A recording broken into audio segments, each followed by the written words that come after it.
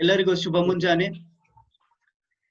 ವಿದ್ಯಾದೇವತೆ ಸರಸ್ವತಿಯನ್ನ ಹೃದಯ ಮಂದಿರದಲ್ಲಿ ನೆನೆಯುತ್ತಾ 6ನೇ ಅಂತಾರಾಷ್ಟ್ರೀಯ ಯೋಗ ದಿನಾಚರಣೆಯ ಶುಭಾಶಯಗಳು. ನಾನು ಶಶಿಧರ್ ಕೆಲ್ಲೂರ್, ಸಹಾಯಕ ಪ್ರಾಧ್ಯಾಪಕ, ದೈಹಿಕ ಶಿಕ್ಷಣ ಮತ್ತು ಕ್ರೀಡಾ ವಿಜ್ಞಾನ ವಿಭಾಗ, ವಿಜಯನಗರ ಶ್ರೀಕೃಷ್ಣದೇವರಾಯ ವಿಶ್ವವಿದ್ಯಾಲಯ ಬಳ್ಳಾರಿ.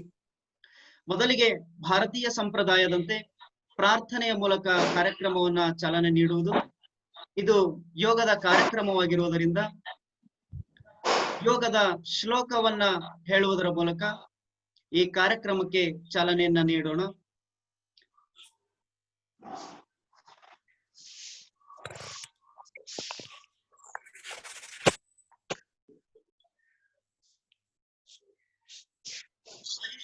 ಆಯುಷ್ ಮಂತ್ರಾಲಯದವರು ಶಿಷ್ಟಾಚಾರದ ಯೋಗ ಶ್ಲೋಕವನ್ನ ಪ್ರಸ್ತುತಪಡಿಸುತ್ತಿದ್ದಾರೆ.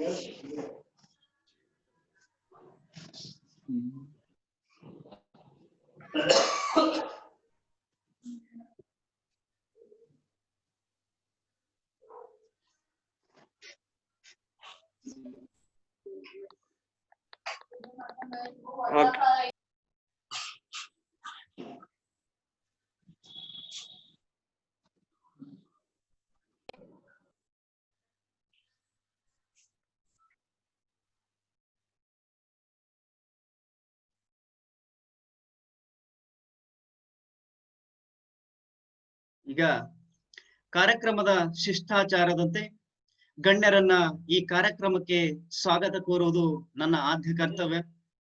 ಈ ಕಾರ್ಯಕ್ರಮದ ಘನಾಧ್ಯಕ್ಷತೆಯನ್ನ ವಹಿಸಿರ್ತಕ್ಕಂತಹ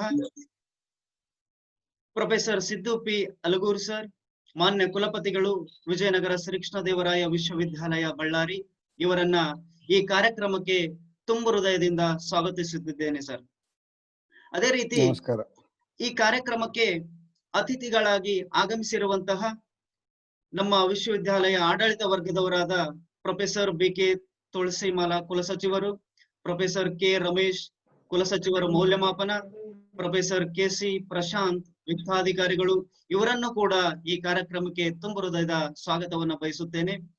ಅದೇ ರೀತಿ ವಿಶ್ವವಿದ್ಯಾಲಯದ ಸಿಂಡಿಕೇಟ್ ಸದಸ್ಯರು, ವಿದ್ಯಾ ವಿಷಯಕ ಪರಿಷತ್ ಸದಸ್ಯರು, ಸ್ನಾತಕೋತ್ತರ ಕೇಂದ್ರಗಳ ನಿರ್ದೇಶಕರು, ವಿಶೇಷ ಅಧಿಕಾರಿಗಳು, ಎಲ್ಲ ವಿವಿಧ ನಿಕಾಯಗಳ ಡೀನರು, ವಿಭಾಗಗಳ ಮುಖ್ಯಸ್ಥರು, ಸಂಯೋಜಕರು, ಬೋಧಕೇತರ ಸಿಬ್ಬಂದಿ ವರ್ಗದವರು ಹಾಗೂ ನನ್ನ ನೆಚ್ಚಿನ ಸಂಶೋಧನಾ ವಿದ್ಯಾರ್ಥಿಗಳು, ಸ್ನಾತಕೋತ್ತರ ವಿದ್ಯಾರ್ಥಿಗಳನ್ನು ಕೂಡ ಈ ಕಾರ್ಯಕ್ರಮಕ್ಕೆ ತುಂಬು ಹೃದಯದ ಸ್ವಾಗತವನ್ನ ಬಯಸುತ್ತೇನೆ.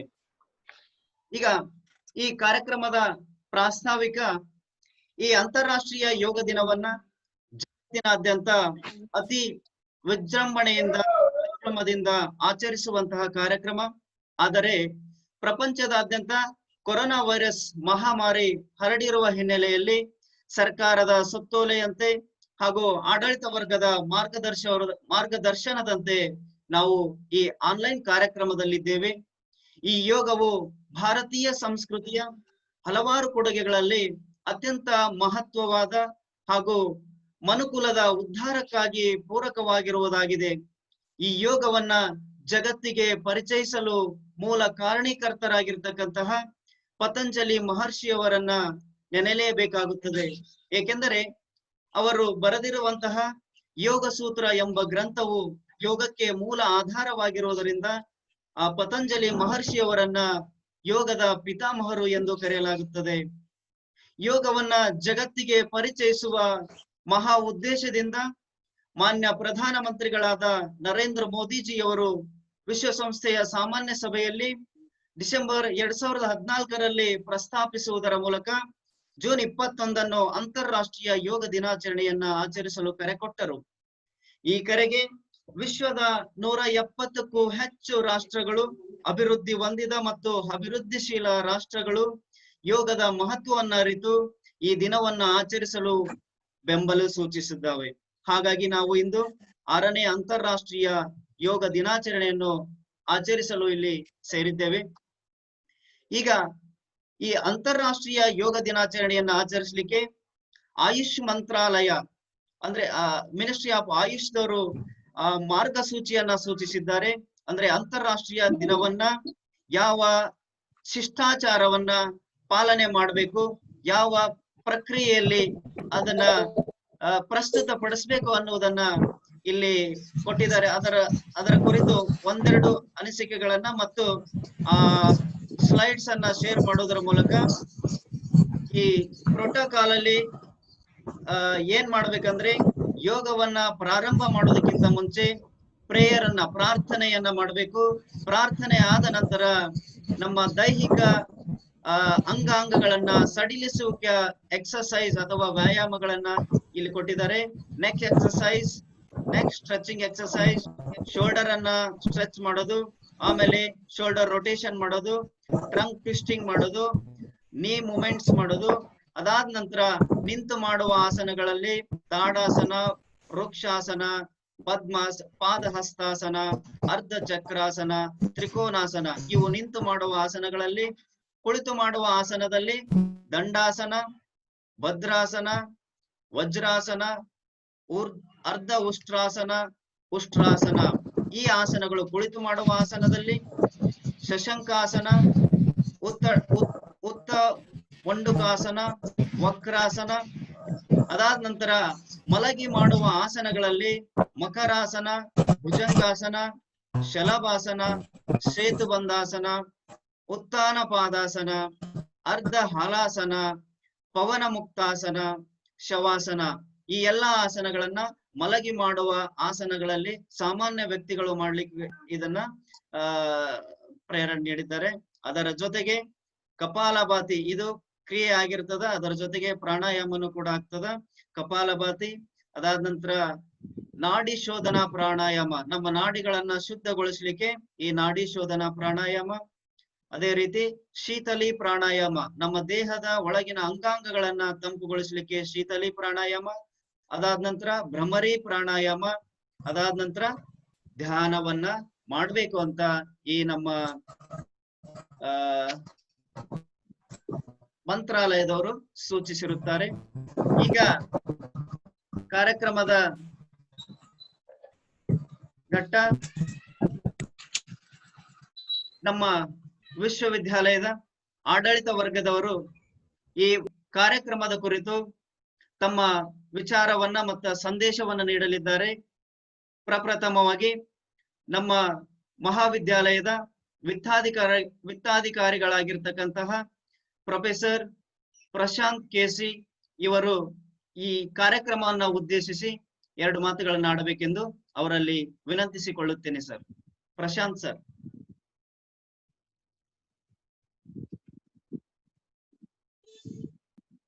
ಪ್ರಶಾಂತ್ ಸರ್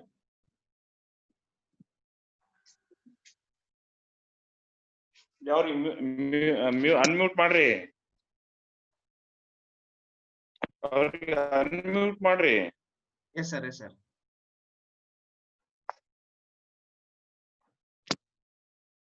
ಪ್ರಶಾಂತ್ ಸರ್ ನಿಮ್ಮಷ್ಟಕ್ಕೆ ನೀವೇ ಅನ್ಮ್ಯೂಟ್ ಮಾಡ್ಕೊಳ್ಳಿ sir.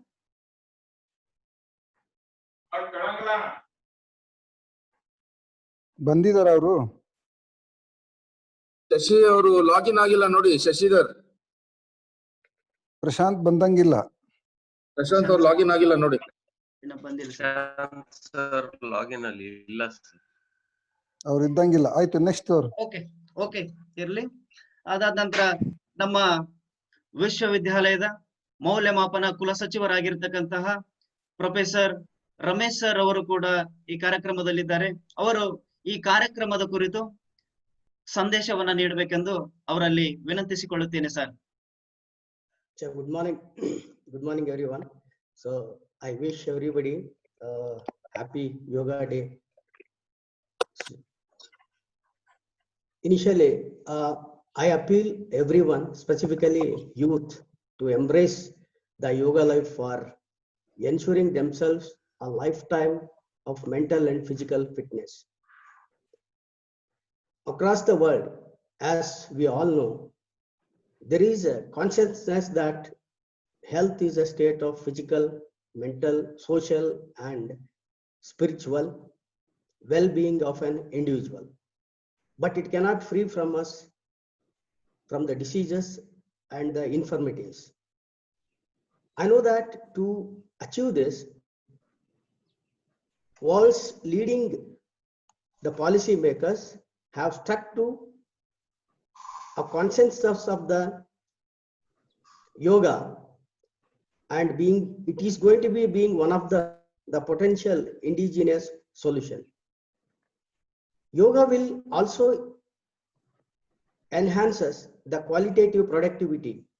To say some example about that, the Germany is the world's leading manufacturer in the machine, the car machines. And the very important the fact about the Germany is that Germany has introduced the yoga as the curriculum in their universities. See, not only this, we can also see in our India that the yoga also has been introduced in the prison, so that the prisoners can be replaced from the criminal mindset to the positive energy. See, this is how the yoga has been the unique in our India. The one more thing is, see, yoga treats all of us behind the disease, and also the yoga balances the individual perception. See, I want to say that practicing the yoga or practicing yoga in our life, so it will not only balances the perception, but also keeps us a life. It also provides us a lifetime health and the mental peace. So let us. With this,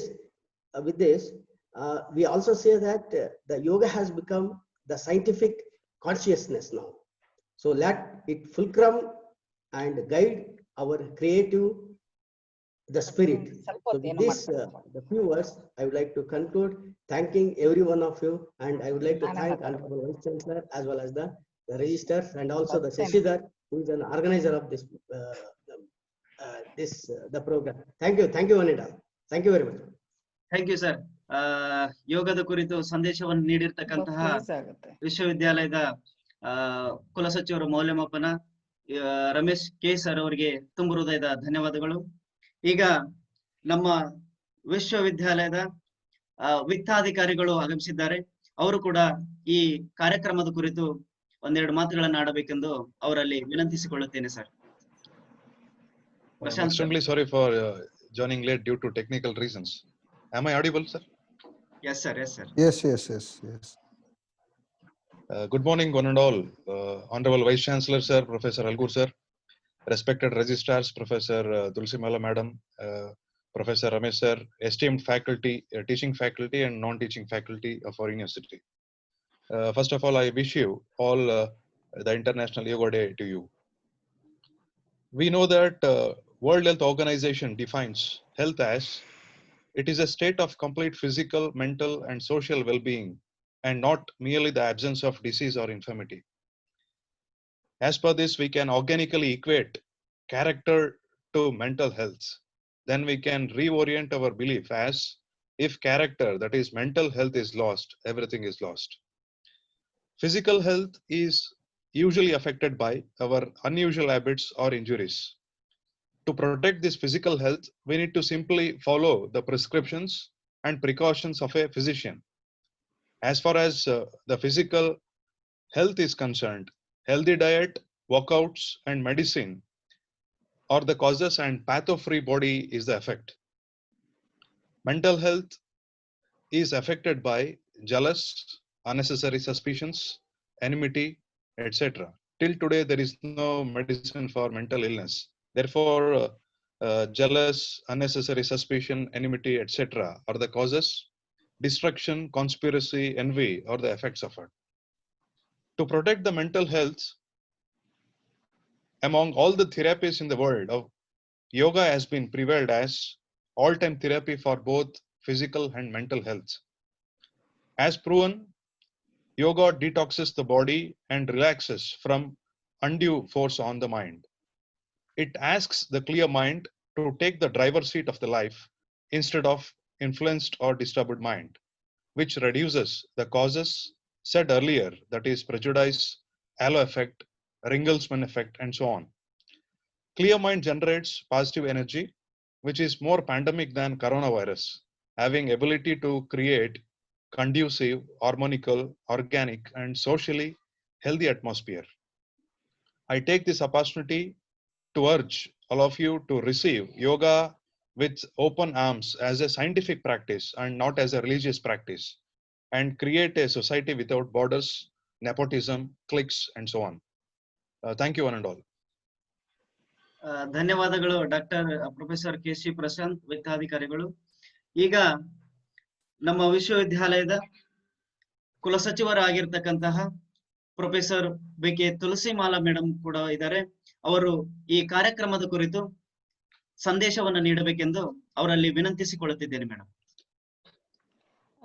ಧನ್ಯವಾದಗಳು doctor Shashidhar. ಸನ್ಮಾನ್ಯ ಕುಲಪತಿಗಳೇ, ಗೌರವಾನ್ವಿತ ಸಹೋದ್ಯೋಗಿಗಳೇ ಹಾಗೂ ಮಿತ್ರರೇ, ಮೊದಲನೇದಾಗಿ ತಮ್ಮೆಲ್ಲರಿಗೂ 6ನೇ ಅಂತಾರಾಷ್ಟ್ರೀಯ ಯೋಗ ದಿನಾಚರಣೆಯ ಹಾರ್ದಿಕ ಶುಭಾಶಯಗಳು. 2015ರಿಂದನೂ ನಾವು ಜೂನ್ 21ನ್ನ ಅಂತಾರಾಷ್ಟ್ರೀಯ ಯೋಗ ದಿನ ಅಂತ ನಾವು ಆಚರಣೆ ಮಾಡ್ತಾ ಇದ್ದೀವಿ. ಯಾಕೆ ಜೂನ್ 21 ಅಂತ ಅನ್ನೋ ಪ್ರಶ್ನೆನೂ ಕೂಡ ಬರ್ತದೆ. ಜೂನ್ 21 ನಾರ್ದರ್ನ್ ಹೆಮಿಸ್ಫಿಯರ್ ನಲ್ಲಿ ಲಾಂಗೆಸ್ಟ್ ಡೇ. ಹಾಗಾಗಿ ಇವತ್ತಿನ ದಿನ ತುಂಬಾ ಒಂದು ಕಾಸ್ಮಿಕ್ ಅಡ್ವಾಂಟೇಜಸ್ ಇರ್ತದೆ. ಈ ಅನುಕೂಲಗಳಿಂದ ಜೂನ್ 21ನ ನಾವು ಅಂತಾರಾಷ್ಟ್ರೀಯ ಯೋಗ ದಿನ ಅಂತ ಹೇಳಿ ಆಚರಿಸೋದಕ್ಕೆ ನಿರ್ಣಯ ಮಾಡಿ ಇವತ್ತು ಆ ಪ್ರಕಾರ 6ನೇ ದಿನಾಚರಣೆನ ನಾವು ಆಚರಿಸ್ತಾ ಇದ್ದೀವಿ. ನಮಗೆಲ್ಲ ಗೊತ್ತಿರೋ ಹಾಗೆ ಯೋಗ ಭಾರತದ ಪ್ರಾಚೀನ ಪದ್ಧತಿ. ಈ ಯೋಗ ಅನ್ನೋ ಶಬ್ದ ಸಂಸ್ಕೃತದ ಯುಜಿ ಶಬ್ದದಿಂದ ಉದ್ಭವ ಆಗಿದೆ. ಈ ಯುಜಿ ಪದದ ಅರ್ಥ ಸಂಪೂರ್ಣ ಸಾಮರಸ್ಯ. ಅಂದ್ರೆ ಮನುಷ್ಯನ ಮನಸ್ಸು, ಆತನ ಕ್ರಿಯೆ, ಆತನ ಕಾರ್ಯ ಚಟುವಟಿಕೆಗಳು ಹಾಗೂ ಮನುಷ್ಯ ಮತ್ತು ಪ್ರಕೃತಿ ನಡುವಿನ ಸಾಮರಸ್ಯನ ಇದು ಪ್ರತಿಬಿಂಬಿಸ್ತದೆ. ಅಂದ್ರೆ ಯೂನಿಯನ್. ಇದು ಮನುಷ್ಯ ತನ್ನನ್ನ ತಾನು ಪ್ರಕೃತಿನಲ್ಲಿ ಒಗ್ಗೂಡಿಸ್ಕೊಳೋ ಅಂತ ಒಂದು ಪ್ರಕ್ರಿಯೆನ ನಾವು ಯೋಗ ಅಂತ ಹೇಳಿ ಕರಿತೀವಿ. ಈ ಯೋಗದಲ್ಲಿ ಬೇರೆ ಬೇರೆ ಪ್ರಕಾರಗಳು ಇದೆ. ಯೋಗ ನಮ್ಗೆಲ್ಲ ತಿಳಿದಿರೋಂತೆ ಭಾರತದ ಪ್ರಾಚೀನ ಪದ್ಧತಿ. ಈ ಯೋಗದ ಮೂಲ ಉದ್ದೇಶ ಮನುಷ್ಯನ ಆರೋಗ್ಯನ ಕಾಪಾಡುವಂಥದ್ದು. ಈ ಸಾಮರಸ್ಯದ ಮುಖಾಂತರ ಒಂದು ವಿಶ್ವ ಶಾಂತಿನ ಸಾರುವಂಥದ್ದು ಕೂಡ ಆಗಿದೆ. ಯಾಕೆ ಭಾರತ ಸರ್ಕಾರ ಯೋಗ ದಿನಾಚರಣೆನ ಅಧಿಕೃತವಾಗಿ ಆಚರಣೆ ಮಾಡ್ತಾ ಇದೆ ಅಂತಂದ್ರೆ, ಪ್ರತಿಯೊಬ್ಬರೂ ಕೂಡ ಯೋಗನ ಬದುಕಿನ ಒಂದು ಅಂಗವಾಗಿ ಸ್ವೀಕರಿಸ್ಬೇಕು. ಇನ್ನೂ ಮುಂದುವರೆದು ಹೇಳೋದಾದ್ರೆ ಯೋಗ ಇದು ಬದುಕಿನ ಒಂದು ರೀತಿನೇ ಆಗ್ಬೇಕು. It should be the way of living. ಇದರಿಂದ ಆಗುವ ದೈಹಿಕ, ಮಾನಸಿಕ ಮತ್ತು ಆಧ್ಯಾತ್ಮಿಕ ಪ್ರಯೋಜನಗಳ ಬಗ್ಗೆ ಅರಿವನ್ನ ಮೂಡಿಸೋದು ಇವತ್ತಿನ ಕಾರ್ಯಕ್ರಮದ ಮುಖ್ಯ ಉದ್ದೇಶ ಆಗಿದೆ.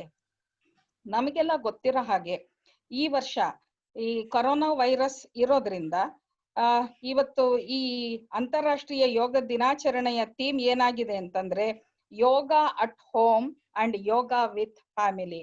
ಹಾಗಾಗಿ ಇವತ್ತು ಈ ಒಂದು ನಾವು ಘೋಷವಾಕ್ಯದ ರೀತಿ ನಾವೆಲ್ಲರೂ ಕೂಡ ಈ ಯೋಗದ ಮಹತ್ವನ ಪರಿಗಣಿಸಿ ನಮ್ಮ ಕುಟುಂಬದ ಸದಸ್ಯರ ಜೊತೆ ನಮ್ಮ ಕುಟುಂಬದಲ್ಲಿ ಈ ಯೋಗದ ಬಗ್ಗೆ ಒಂದಷ್ಟು ವಿಚಾರಗಳನ್ನ ತಿಳ್ಕೊಳ್ಳೋಣ, ಈ ಯೋಗನ ಬದುಕಿನ ಭಾಗವಾಗಿ ಸ್ವೀಕರಿಸೋಣ ಅಂತ ಹೇಳ್ತಾ ಮತ್ತೊಮ್ಮೆ ತಮ್ಮೆಲ್ಲರಿಗೂ ಅಂತಾರಾಷ್ಟ್ರೀಯ ಯೋಗ ದಿನಾಚರಣೆಯ ಶುಭಾಶಯಗಳನ್ನ ನಾನು ಸಲ್ಲಿಸ್ತಾ ಇದ್ದೀನಿ. ಹಾಗೆ ಈ ಅವಕಾಶಕ್ಕೆ ಧನ್ಯವಾದಗಳನ್ನು ಕೂಡ ಅರ್ಪಿಸ್ತಾ ಇದ್ದೀನಿ. ನಮಸ್ಕಾರ. ಈ ಕಾರ್ಯಕ್ರಮದ ಕುರಿತು ಸಂದೇಶವನ್ನು ನೀಡಿರ್ತಕ್ಕಂತಹ ನಮ್ಮ ವಿಶ್ವವಿದ್ಯಾಲಯದ ಕುಲಪತಿಗಳಾಗಿರ್ತಕ್ಕಂತಹ ಕುಲಸಚಿವರಾಗಿರ್ತಕ್ಕಂತಹ ಪ್ರೊಫೆಸರ್ BK ತುಳಸಿ ಮೇಡಮ್ ಅವರಿಗೆ ಧನ್ಯವಾದಗಳು. ಈಗ ಕಾರ್ಯಕ್ರಮದ ಮುಂದಿನ ಘಟ್ಟ ಅಧ್ಯಕ್ಷೀಯ ನುಡಿ. ಅಧ್ಯಕ್ಷೀಯ ನುಡಿ ಯಾವುದಕ್ಕಿಂತ ಮುಂಚೆ ಈ ಯೋಗ ಬೇಕು ಅನ್ನುವಂತ ಒಂದು ಕಾನ್ಸೆಪ್ಟ್ ಬಂದಿದೆ. ಹಾಗಾದ್ರೆ ಈ ಯೋಗ ಯಾಕೆ ಬೇಕು ಅನ್ನುವುದಕ್ಕೆ ಒಂದು ಶ್ಲೋಕದಲ್ಲಿ ಅಥವಾ ಆ ಆಡಂಬಿಕದಲ್ಲಿ ಜಾನಪದ ಶೈಲಿಯಲ್ಲಿ ಒಂದು ಬರೆದಿದ್ದಾರೆ. ಅಂತರಂಗ ಬಹಿರಂಗ ಶುದ್ಧಿ ಮಾಡಲು ಯೋಗ ಬೇಕು, ಶಾಂತಿ ಮತ್ತು ಆತ್ಮಾನಂದ ಪಡೆಯಲು ಯೋಗ ಬೇಕು, ಶ್ರದ್ಧೆ ಮತ್ತು ಭಕ್ತಿ ಪಡೆಯಲು ಬೇಕು ಯೋಗ, ನಮ್ಮ ಶರೀರಕ್ಕೆ ಚೈತನ್ಯವನ್ನ ಪಡೆಯಲು ಬೇಕು ಯೋಗ, ಸದೃಢ ಮನ ಸದೃಢ ಕಾಯ ಪಡೆಯಲು ಬೇಕು ಯೋಗ, ನಿನ್ನನ್ನು ನೀ ಗೆಲ್ಲಲು ಬೇಕು ಯೋಗ. ಈ ಉಕ್ತಿಯಂತೆ ಇಷ್ಟೆಲ್ಲಾ ಅಂಶಗಳು ಯೋಗದಿಂದ ಆಗುವುದರಿಂದ, ಮಹತ್ವಪೂರ್ಣವಾದ ಅಂಶಗಳಿರೋದ್ರಿಂದ ಯೋಗವನ್ನ ಮಾಡಬೇಕು ಎಂಬ ಒಂದು ಕಲ್ಪನೆ ಬಂದಿರೋದ್ರಿಂದ ನಾವೆಲ್ಲರೂ ಕೂಡ ನಿತ್ಯ ಜೀವನದಲ್ಲಿ ಈ ಅಂಶಗಳನ್ನ ಅಳವಡಿಸಿಕೊಳ್ಳುವ ಅಂತ ಹೇಳ್ತಾ, ಈಗ ಕಾರ್ಯಕ್ರಮದ ಮುಖ್ಯ ಘಟ್ಟ ಅಧ್ಯಕ್ಷೀಯ ನುಡಿ. ಈ ಕಾರ್ಯಕ್ರಮದ ಘನಾಧ್ಯಕ್ಷತೆಯನ್ನು ವಹಿಸಿರ್ತಕ್ಕಂತಹ ನಮ್ಮ ವಿಶ್ವವಿದ್ಯಾಲಯದ ಕುಲಪತಿಗಳು ಆಗಿರ್ತಕ್ಕಂತಹ ಪ್ರೊಫೆಸರ್ ಸಿದ್ದು ಪಿ ಅಲಗೂರ್ ಸರ್ ಅವರು ಈ ಕಾರ್ಯಕ್ರಮದ ಕುರಿತು ಸಂದೇಶವನ್ನು ನೀಡಬೇಕೆಂದು ಅವರಲ್ಲಿ ವಿನಂತಿಸಿಕೊಳ್ಳುತ್ತೇನೆ ಸರ್. ಎಲ್ಲರಿಗೂ ನಮಸ್ಕಾರ. A very good morning to one and all.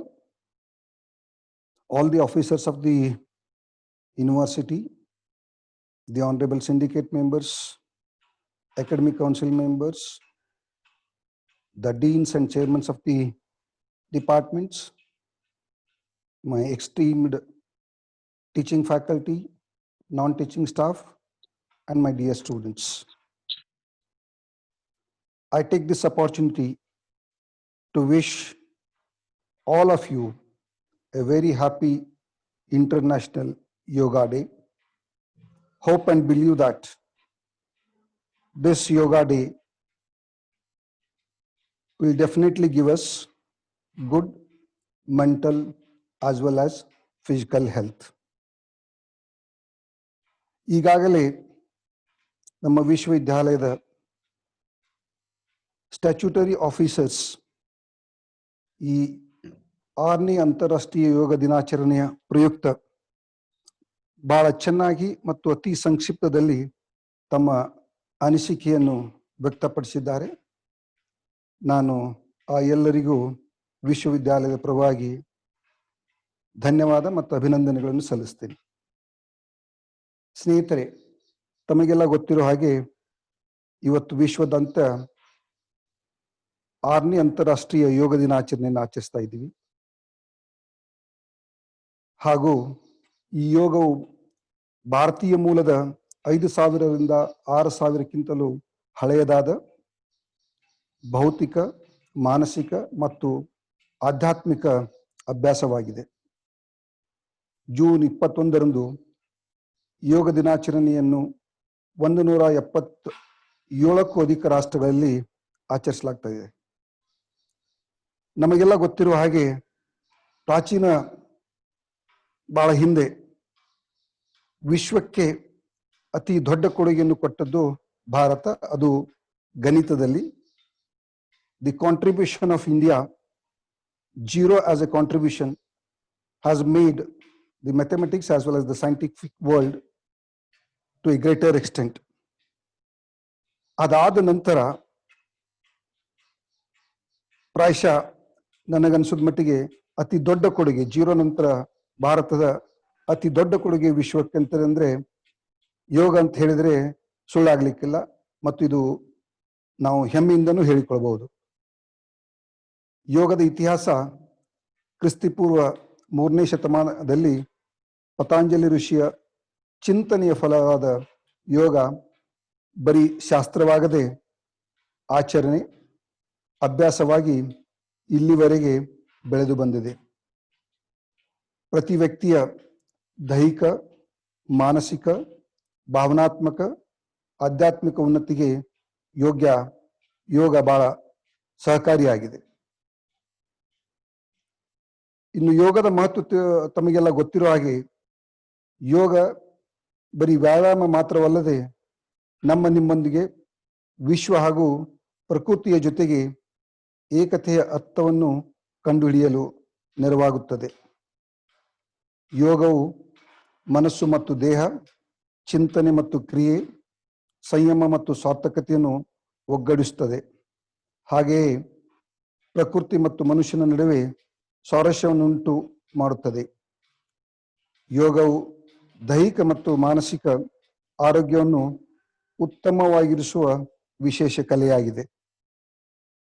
ತುಳಸಿಮಾಲಾ madam ಅವರು ಹೇಳಿದ್ರು, 21ನೇ ಜೂನ್ ತಾರೀಕು ಯಾಕೆ ನಾವು ಯೋಗ ದಿನಾಚರಣೆಯನ್ನು ಮಾಡ್ತೀವಿ ಅಂತ ಹೇಳಿ. ಈ ಹಿನ್ನೆಲೆಯಲ್ಲಿ ಸ್ವಲ್ಪ ಇತಿಹಾಸವನ್ನು ನೀವು ಕೆಣಕಿದ್ರೆ, ಅಂತಾರಾಷ್ಟ್ರೀಯ ಯೋಗ ದಿನಾಚರಣೆಯ ಕರಡು ಪ್ರಸ್ತಾವನೆಯನ್ನು 2014 ಡಿಸೆಂಬರ್ನಲ್ಲಿ ವಿಶ್ವಸಂಸ್ಥೆ ಸಾಮಾನ್ಯ ಸಭೆಯಲ್ಲಿ ಭಾರತ ಮಂಡಿಸಿತು. ವಿಶ್ವಸಂಸ್ಥೆಗೆ ಇದು ಒಂದು ಮಹತ್ವದ ಐತಿಹಾಸಿಕ ಕ್ಷಣ ಸಹಿತವಾಗಿತ್ತು. ಅದರ ಸದಸ್ಯ ರಾಷ್ಟ್ರಗಳು ಅಭೂತಪೂರ್ವ ಬೆಂಬಲ ಸೂಚಿಸಿದವು. ವಿಶ್ವಸಂಸ್ಥೆಯ 193 ರಾಷ್ಟ್ರಗಳ ಪೈಕಿ 177 ದೇಶಗಳು ಈ ಅನುಮೋದನೆಯನ್ನು ನೀಡಿದ್ದವು. 2015 ಜೂನ್ 21ನೇ ತಾರೀಕು ಮೊದಲ ಅಂತಾರಾಷ್ಟ್ರೀಯ ಯೋಗ ದಿನಾಚರಣೆಯನ್ನು ವಿಶ್ವದಾದ್ಯಂತ ಆಚರಿಸಲಾಯಿತು. ಸ್ನೇಹಿತರೆ, ವಿಶ್ವಸಂಸ್ಥೆಯಲ್ಲಿ ಒಂದು ಪ್ರಸ್ತಾಪ ಮಂಡನೆಯಾಗಿ ಅದನ್ನು ಎಕ್ಸೆಪ್ಟ್ ಮಾಡಲಿಕ್ಕೆ ತೆಗೆದುಕೊಳ್ಳುವ ಸಮಯ ತುಂಬಾ ಇರುತ್ತೆ. ಆದರೆ ಈಗ ಯೋಗ ಕರಡು ಪ್ರಸ್ತಾವನೆಯನ್ನು ಮಂಡಿಸಿ ಅನುಮೋದಿಸಲು ತೆಗೆದುಕೊಂಡ ಸಮಯ ಬರೀ 90 ದಿವಸಗಳು. ಇದು ವಿಶ್ವಸಂಸ್ಥೆಯಲ್ಲಿ ಒಂದು ಇತಿಹಾಸ ಅಂತ ಸಹಿತ ಹೇಳ್ತಾರೆ. ಹಾಗೆ ಜೂನ್ 21 ದೀರ್ಘಕಾಲ ಹಗಲು ಹೊಂದಿರೋ ದಿನ. ವರ್ಷದಲ್ಲಿ ಉತ್ತರ ಗೋಳಾರ್ಧದ ಅತಿ ಉದ್ದದ ಮತ್ತು ದಕ್ಷಿಣ ಗೋಳಾರ್ಧದ ಅತಿ ಚಿಕ್ಕ ದಿನವನ್ನು ಅಂತಾರಾಷ್ಟ್ರೀಯ ಯೋಗ ದಿನಾಚರಣೆಗೆ ಆಯ್ಕೆ ಮಾಡಲಾಗಿದೆ. ಕಾರಣ, ಈ ದಿನವನ್ನು ಬೇಸಿಗೆಯ ಆಯನ ಸಂಕ್ರಾಂತಿ ದಿನವೆಂದು ಕರೆಯಲಾಗುತ್ತದೆ. ಯೋಗದ ದೃಷ್ಟಿಕೋನದಲ್ಲಿ ಇದು ಅತ್ಯಂತ ಹೆಚ್ಚು ಮಹತ್ವ ಪಡೆದಿದೆ. ಇದು ದಕ್ಷಿಣಾಯನಕ್ಕೆ ಪರಿವರ್ತನೆ ಎಂದು ಗುರುತಿಸಲಾಗುತ್ತದೆ. ದಕ್ಷಿಣಾಯನವನ್ನು ಆಧ್ಯಾತ್ಮಿಕ ಅಭ್ಯಾಸಗಳಿಗೆ ನೈಸರ್ಗಿಕ ಬೆಂಬಲವೆಂದು ಪರಿಗಣಿಸಲಾಗುತ್ತದೆ. ಆದಿಕಾಲದಲ್ಲಿ ಸೂರ್ಯಾಭಿಮುಖವಾಗಿ ದೃಷ್ಟಿ ನೆಟ್ಟು ಧೀಶಕ್ತಿ ಉದ್ದೀಪನಗೊಳಿಸುತ್ತಿದ್ದ ದಿನ ಇದಾಗಿದೆ ಎಂದು ನಂಬಲಾಗಿದೆ. ಆದ್ದರಿಂದ ಜಗತ್ತಿನಾದ್ಯಂತ ಜೂನ್ 21ರಂದು ವಿಶ್ವ ಯೋಗ ದಿನಾಚರಣೆಯನ್ನು ಆಚರಿಸಲಾಗುತ್ತದೆ. ನಮಗೆಲ್ಲ ಗೊತ್ತಿರೋ ಹಾಗೆ ಯೋಗಾಭ್ಯಾಸದ ಮಹತ್ವದ ಪ್ರಯೋಜನಗಳು, ಮಾನಸಿಕ ನೆಮ್ಮದಿಯೊಂದಿಗೆ ದೇಹಕ್ಕೆ ಹೊಸ ಉಲ್ಲಾಸವನ್ನು ನೀಡುವ ಯೋಗ ಹಲವಾರು ರೋಗಗಳನ್ನು ದೂರಿಡುವಲ್ಲಿ ಮಹತ್ವದ ಪಾತ್ರ ವಹಿಸುತ್ತದೆ. ಯೋಗಾಸನವು ಹಲವಾರು ಆಸನಗಳನ್ನು ಒಳಗೊಂಡಿದ್ದು, ಆಸನಗಳು ದೈಹಿಕವಾಗಿ, ಮಾನಸಿಕವಾಗಿ ನಮ್ಮನ್ನು ಸದೃಢಗೊಳಿಸುತ್ತದೆ. ಊಟ ಬಲ್ಲವನಿಗೆ ರೋಗವಿಲ್ಲ ಎಂಬ ಗಾದೆಯಂತೆ ಯೋಗ ಬಲ್ಲವನು ರೋಗದಿಂದ ಮುಕ್ತನಾಗಿರುತ್ತಾನೆ. ಅನಾದಿ ಕಾಲದಿಂದಲೂ ಯೋಗಿಗಳು, ತಪಸ್ವಿಗಳು ತಮ್ಮ ದೈನಂದಿನ ಜೀವನದಲ್ಲಿ ಯೋಗವನ್ನು ಅನುಷ್ಠಾನಿಸಿಕೊಂಡವರು. ಕೊನೆಯದಾಗಿ, ಇಂದು ಇಡೀ ವಿಶ್ವವೇ ಬೆಚ್ಚಿ ಬೀಳುವಂತ ಮಹಾಮಾರಿ ಕೊರೋನಾ ವೈರಸ್ ಹರಡಿದ ಹಿನ್ನೆಲೆಯಲ್ಲಿ ನಾವು ನಮ್ಮ ಭಾರತೀಯ ಸಂಸ್ಕೃತಿಯ ಕೊಡುಗೆಯಾಗಿರುವಂತಹ ಯೋಗದ ಆಯಾಮಗಳಾದಂತಹ ಆಸನ, ಪ್ರಾಣಾಯಾಮ ಹಾಗೂ ಧ್ಯಾನದ ಅಂಶಗಳನ್ನು ನಮ್ಮ ನಿತ್ಯ ಜೀವನ ಶೈಲಿಯಲ್ಲಿ ಅಳವಡಿಸಿಕೊಂಡಿದ್ದಲ್ಲಿ ಇಂತಹ ಮಹಾಮಾರಣಾಂತಿಕ ಪಿಡುಗುಗಳಿಂದ ನಮ್ಮನ್ನು ನಾವು ರಕ್ಷಿಸಿಕೊಳ್ಳಬಹುದು ಅಂತ ತಿಳಿಸುತ್ತಾ, ಮತ್ತೊಮ್ಮೆ ಈ ಕಾರ್ಯಕ್ರಮವನ್ನು ಆಯೋಜಿಸಿದ ಸಂಯೋಜಕರಿಗೆ ನನಗೆ ಅಧ್ಯಕ್ಷತೆ ವಹಿಸಿ ಈ ಕಾರ್ಯಕ್ರಮದಲ್ಲಿ ಪಾಲ್ಗೊಳ್ಳಲು ಅವಕಾಶ ಮಾಡಿಕೊಟ್ಟು ನನ್ನ ಅನಿಸಿಕೆಗಳನ್ನು ಹಂಚಿಕೊಳ್ಳಿಕ್ಕೆ ಅವಕಾಶ ಮಾಡಿಕೊಟ್ಟಂತ ಸಂಯೋಜಕರಿಗೆ ಹಾಗೂ ಎಲ್ಲ ಸಿಬ್ಬಂದಿಗಳಿಗೆ ಇನ್ನೊಮ್ಮೆ ವಂದಿಸುತ್ತಾ ಮತ್ತೊಮ್ಮೆ ತಮ್ಮೆಲ್ಲರಿಗೆ 6ನೇ ಅಂತಾರಾಷ್ಟ್ರೀಯ ಯೋಗ ದಿನದ ಶುಭಾಶಯಗಳನ್ನು ತಿಳಿಸುತ್ತಾ ನನ್ನ ಎರಡಗೊಂದು ಮಾತು. ಧನ್ಯವಾದಗಳು ಸರ್.